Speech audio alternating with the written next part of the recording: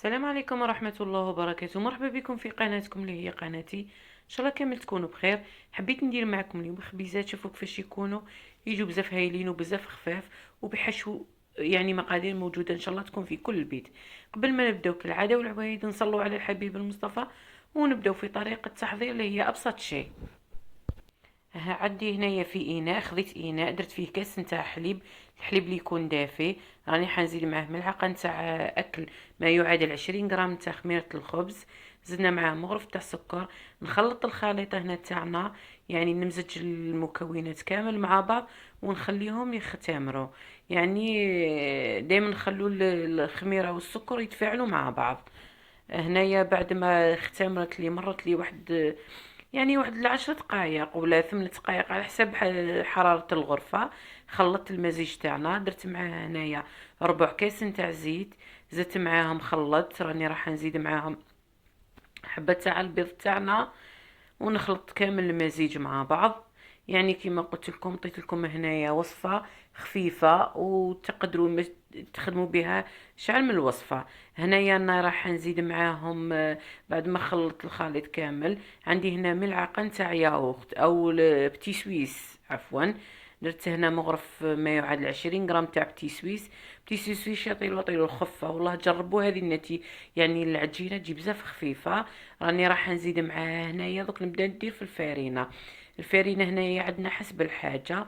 يعني نقدروا هنايا راح تاخذ لي واحد زوج كيسان. انتم على حسب الوزن تاع الكاس نتاعكم. يعني في الكاس الثاني درت الكاس الاول وخلطت، نزيد الكاس الثاني هنايا. يعني دايما نوعية الفرينة حتلعب دور. عندنا هنايا الملح وعندي خميرة الحلويات.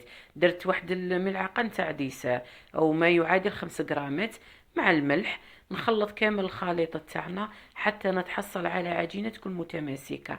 يعني هنايا دايما نقول لكم على حسب نوعية تاع الفرينة. الفرينة يعني ناخذ الكمية تاعنا على حسب نوعية الفرينة. هنايا واش نديرو، راح نزيدو الكاس الثالث. يعني قلت لكم على حسب نوعية تاع الفرينة. دايما نخدم يعني بكمية قليلة في الفارينة باش ما نشرح ندو نسبة كبيرة. دوك انا هنا نخلط كامل الخليط حتى نتحصل على عجينة. نكمل نجمع بالفارينة اللي بقات لي. مام هذه العجينة واش لازم تكون، لازم تكون نطريرية. هذه هي اللي حبيت نقولها لكم. علاش؟ باش يجونا الخبيزات تاوعنا يجونا خفاف. نكمل بنفس الطريقة وراني نخفق بيدي. علاش؟ باش ندخل الهواء فيها وتجيني خفيفة. كمل كامل هذاك الكاس، يعني داولي 3 كيسان تاع فارينة. كيما دائما نذكر على حسب نوعية الفارينة. الفارينة تلعب دور. يعني هنايا شوفوا كيفاش راني نواسي فيها بيدي باش تجيني عجينة خفيفة. نكملت انا كامل هنايا.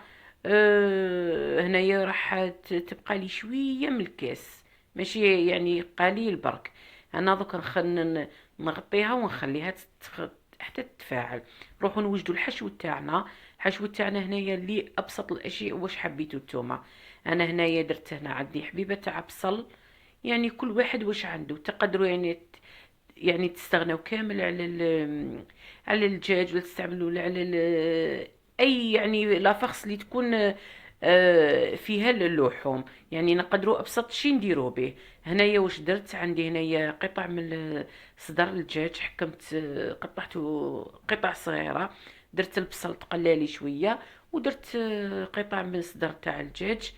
هنا زدت معاهم فلفل. علاش لا باش هذا الحشو هذا الخبز يعني يكون صحي للاولاد تاعنا. وندخلهم فيه بعض الخضر اللي بزاف دراري ما ياكلوهاش.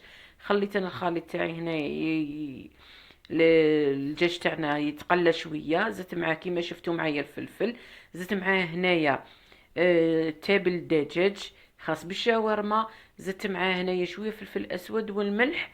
يعني ونخلط كامل الخليط تاعي حتى يتجانس لي ويطيب لنا الحشو تاعنا. هنايا دوك نخلي الحشو تاعنا يطيب ونروحو نشوفو العجينه تاعنا اذا اختمرت لنا باش نبداو نخدمو بها. هنايا انايا خمرت العجينه تاعي. شوفوا كيفاش نضاعف الحجم تاعها. دوك واش ندير، نحكم نوزنها. شوفوا كيفاش كانت خفيفه. المهم يعني علاش قلت لكم خلوها تكون جاريه باش تجينا العجينه تاعنا خفيفه ويجونا الخبيزات تاعنا خفاف. يعني عطيت لكم هذه الوصفه يعني تحضروها في يعني في وقت قصير. هذه اللي حبيت نقولها لكم. وبزاف تقول لك انا احب حاجه ما تشدليش اليد ما تواسي. يعني خبيزات يجون ما شاء الله والله جربوهم روعه. رانا رايحين نوزنوا العجينه. انا وزنتها هنايا 50 غرام. كل واحد كيفاش تحبي ديريها 60 غرام كل واحد كيفاش يحب يوزن العجينه تاعو.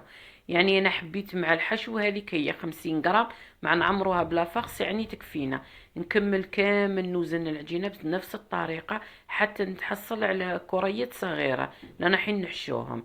نكملوا دوكا هنايا بعد ما طابلنا الحشو تاعنا وبرد شفتوا كيفاش. دوك نبدا نفتح هذوك الكريات تاعنا يعني نحلها بالفرينه نرش من بعد نحكم الحشو تاعنا ونواسيه. يعني نعمر. وانا عندي هنايا الفرماج 6 قطع من الفرماج. هنا لكم الاختيار في الحشو. يعني كل واحد كيفاش يحب يحشي الخبيزات تاوعو. يعني هنايا حتى نتحصل على كريات. انا راكم تشوفوا معايا كيفاش كانوا خبيزات. نعمرهم مليح. ونحطهم في الصينيه اللي كنت رشيت شويه فرينه عليها. نكمل كامل الكريات تاوعنا يعني بنفس الطريقه. راكم تشوفوا معايا في الحبه الثانيه حمرتها. يعني نفتحها باش تجيني لداخل فرغه. نزيد نرفد الحشو تاعنا ونزيد نرفد الفرماج تاعنا قطع من الفرماج. يعني النوعيه اللي حبيتوها ترفدوها. نكمل كامل. شوفوا كيفاش راني نواسي. نكمل يعني حتى نتحصل على نفس الكريات. يعني هنايا ما من الميزان تقدروا تستغنوا على الميزان. كل واحد كيفاش يحب يخدم. برك حنايا باش يجونا على كمية واحدة او يجونا على يعني نفس الحجم. نكملهم كامل. راكم تشوفوا معايا نفس الطريقة. لافاغس تاعنا والحشو تاعنا نعمروه كيما عمرت كامل. مام هنايا تقدروا تغيروا الحشو كيما حبيتوا. انا عطيت لكم هذه الفكره وانتم كيما حبيتوا تغيروا الحشو تاعكم. هنايا نكمل كامل الحشو تاعنا ونشوفوهم في الصينيه تاعنا اللي تدخل الفرن. هنايا اني كملت كامل خبز الخبيزه تاعنا. كان عندي البيض درت له رشه تاع الملح ودهنتهم كامل. كنت شعلت الفرن تاعنا على درجه 180 درجه. انا دوكا نكمل كامل هذو الخبيزات تاعنا ندير لهم البيض. تحبوا ديروا لهم ساندويتش تحبوا ديروا لهم جنجلان كل واحد كيفاش واش حتى نقدر ندير اي يعني بوذو نقدر نديرهم فوقهم. لا مرحين اللي نقدر يعني نستهلكهم. هذه هي اللي حبيت. حتى حبوب الشيا علاش لا يعني حبيت تكون وصفة صحية. يعني هنايا كملتهم كامل دهنتهم. دوكا عندنا هنايا قليل من حبوب الشيا يعني درت لهم. أه ما صحيين علاش لا نكملهم كامل. راكم تشوفوا معايا بنفس الطريقة. كملت كامل الخبيزات تاعنا.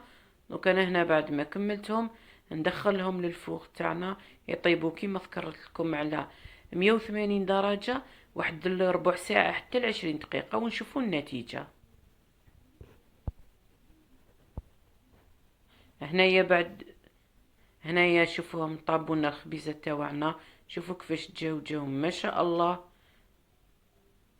هاهم جاو خفاف يعني. وكما قلت لكم ما يدوناش وقت كبير.